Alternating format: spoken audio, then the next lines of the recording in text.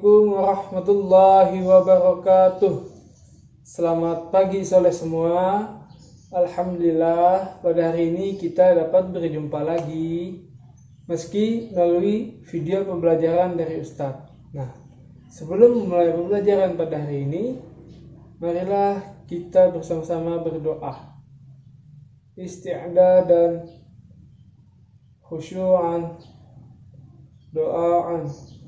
A'udzu billahi minasyaitonir rajim. Bismillahirrahmanirrahim. Alhamdulillahi rabbil alamin. Arrahmanir rahim. Maliki yaumiddin. Iyyaka na'budu wa iyyaka nasta'in. Ihdinas siratal mustaqim. Siratal ladzina an'amta 'alaihim ghairil maghdubi 'alaihim waladdallin. Amin. Bismillahirrahmanirrahim. Rabbi zidni ilma warzuqni fahma. Amin ya rabbal alamin.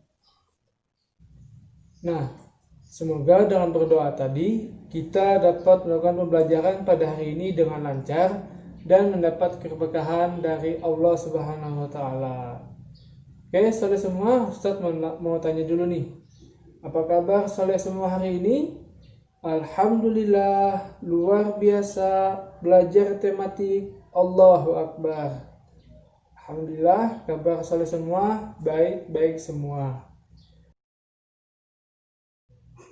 Nah, sebelum memulai pembelajaran, Ustadz terlebih dahulu ingin membacakan sebuah Quran surah An-Nahl ayat 90.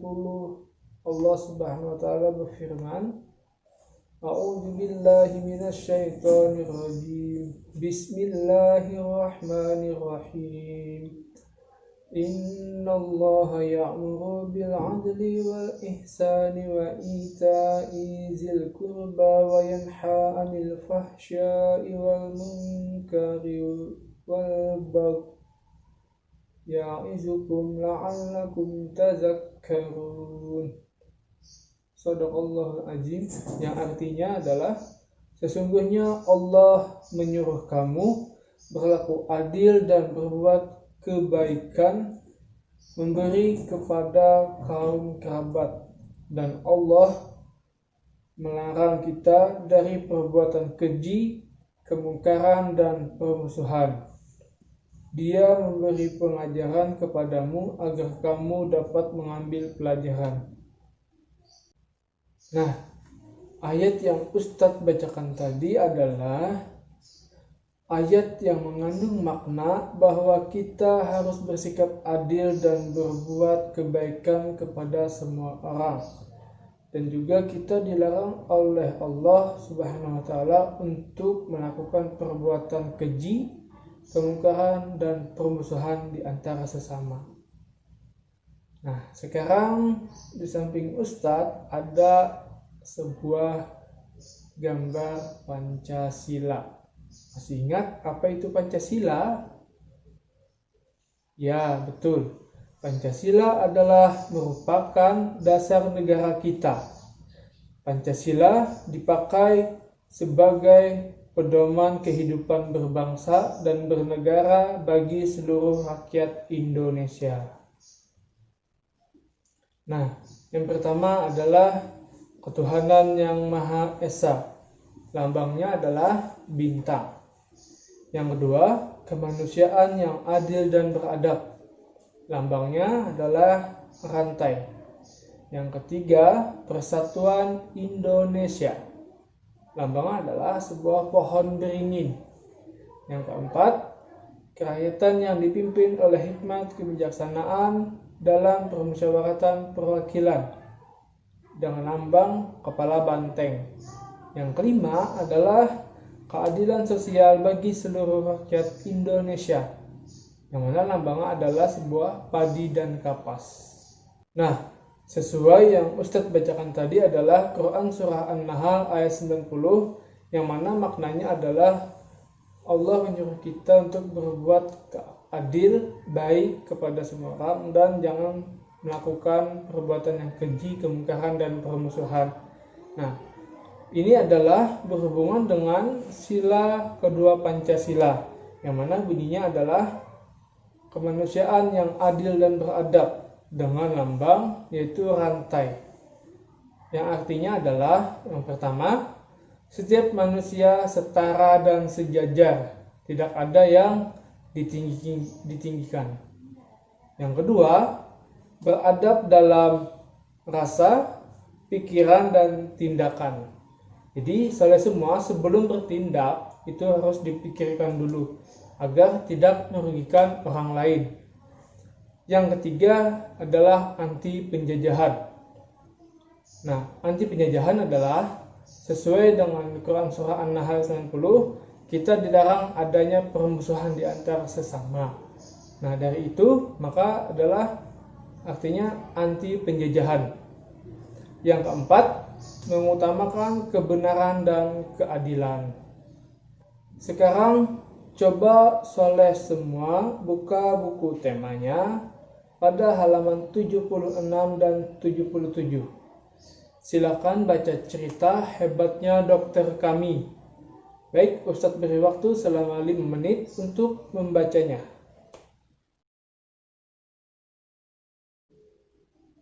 Nah, setelah soleh semua membaca cerita tersebut, adakah sikap dokter Rana yang menggambarkan tentang sila kedua Pancasila? Ya, jawabannya ada. Karena sikap dokter Rana bersikap adil dan beradab kepada semua orang yang ada di desanya, dengan membuka praktik berobat kesehatan yang tidak dipungut biaya, melainkan hanya dibayar dengan sampah kering seperti botol plastik, botol kaca, bahkan koran bekas yang untuk didaur ulang. Nah, dalam sebuah cerita itu biasanya ada sebuah peran tokoh. Nah, peran tokoh itu adalah ada dua.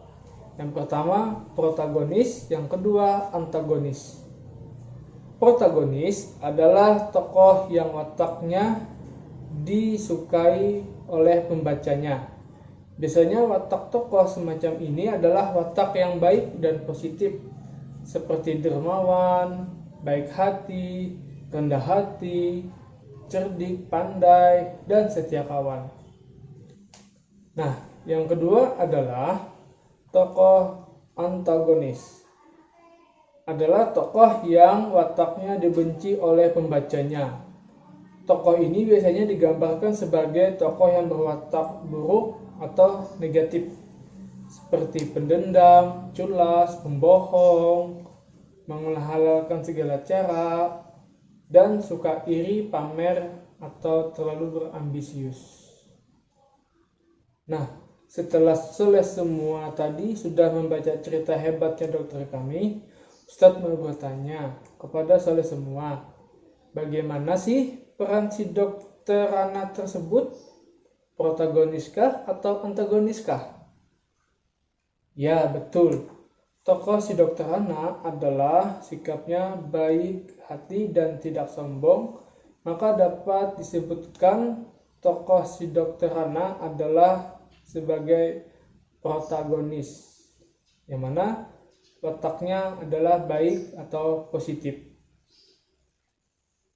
Kemudian, dalam sebuah cerita itu biasanya ada mengandung sebuah pesan moral. Pesan moral disebut juga dengan amanat, yaitu pesan yang disampaikan penulis baik secara tidak langsung atau tersirat, maupun yang secara langsung atau tersurat.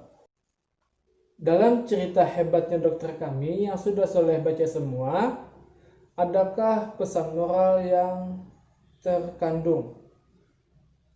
Ya, ada. Pesan moralnya yang terkandung adalah berupa pesan tersirat, yaitu pesannya tidak tercantum di sebuah cerita, melainkan melalui sebuah pesan, yaitu pesannya adalah kita harus bersikap adil dan beradab kepada semua orang.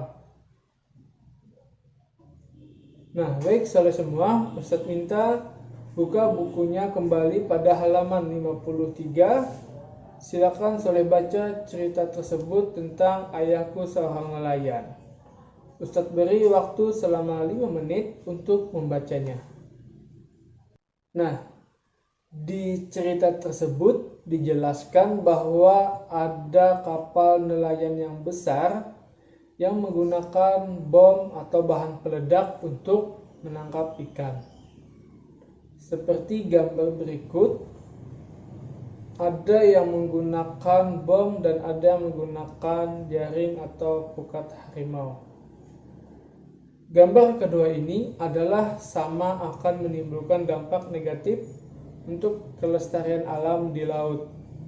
Karena seperti pukat harimau adalah jaring yang sangat besar, sehingga semua makhluk hidup di laut dapat terjaring.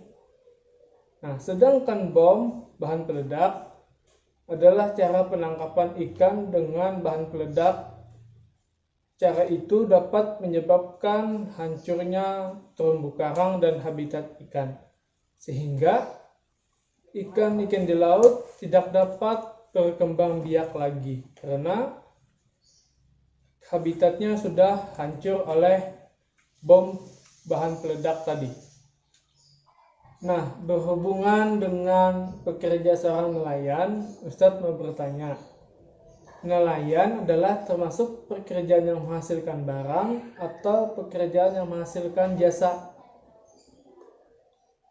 Sepertinya belum ada yang tahu nih. Baik, Ustadz jelaskan.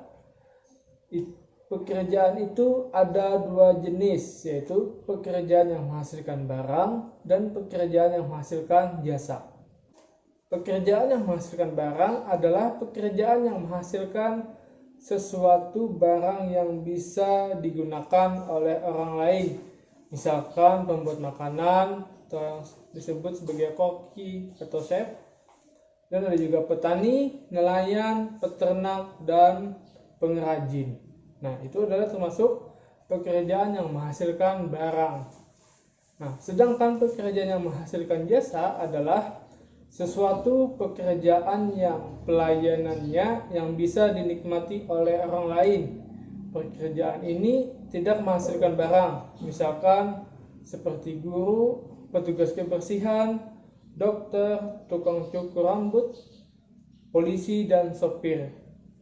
Itu adalah termasuk pekerjaan yang menghasilkan jasa. Nah, sekarang di samping Ustadz ada sebuah gambar kegiatan ekonomi di lingkungan sekitar. Baik, akan Ustadz jelaskan dulu.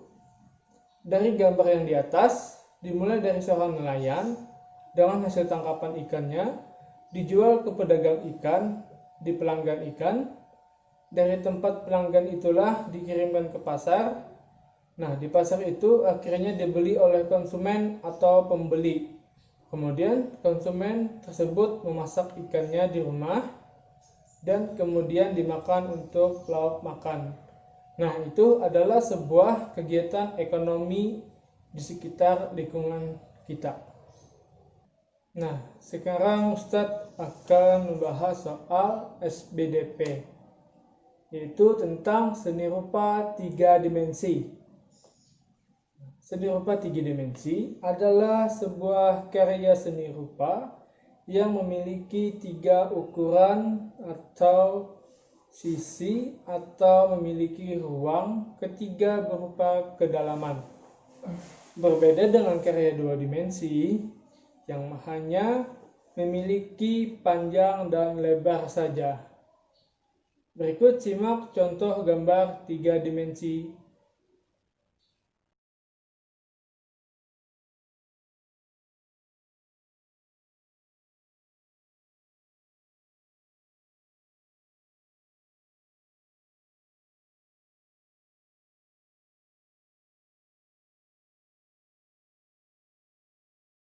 Nah, sekarang pembelajaran hari ini telah selesai. Sebelum mengakhiri pembelajaran, marilah kita berdoa.